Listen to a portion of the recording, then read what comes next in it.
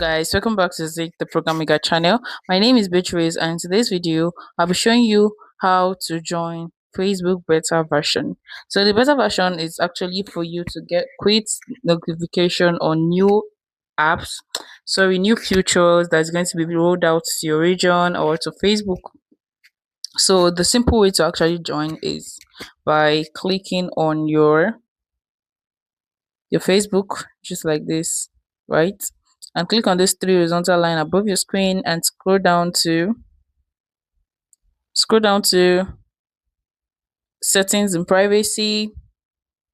Scroll to settings and scroll down a little bit to early access to future. You can see right here. So you click on that and you then click on join the beta program.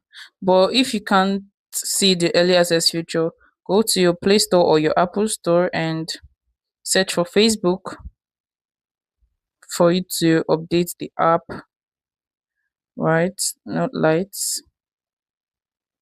So you click on that and click on update. So once you update the app, you can see